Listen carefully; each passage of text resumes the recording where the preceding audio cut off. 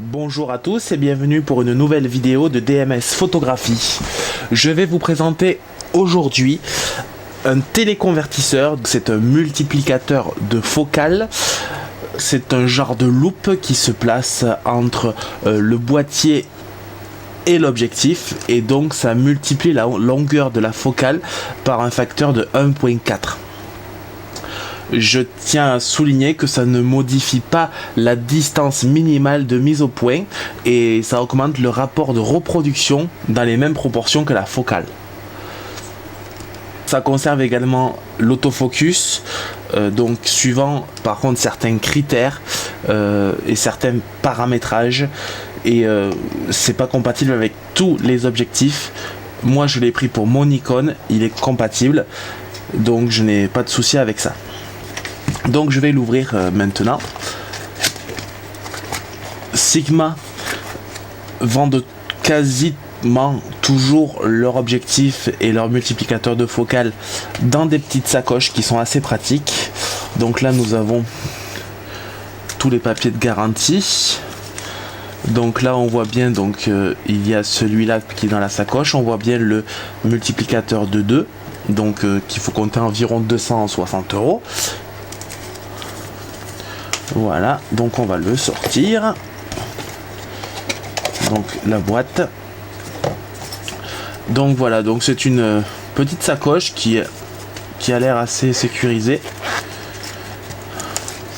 Voilà, c'est assez bien protégé comme quasiment tous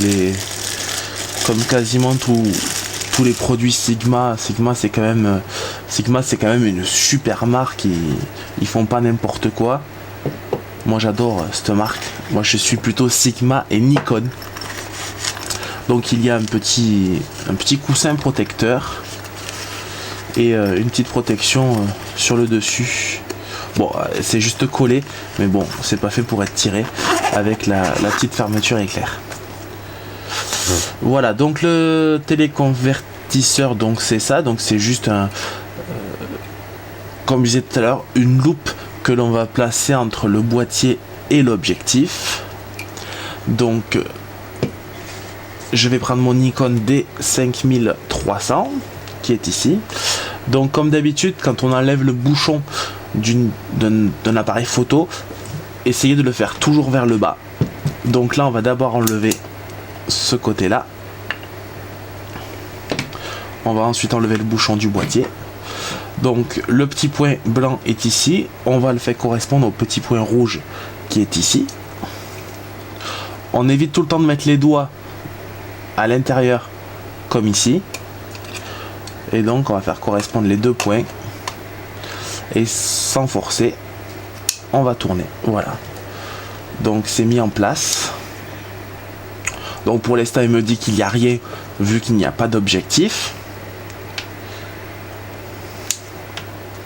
Ça peut éventuellement rester en permanence.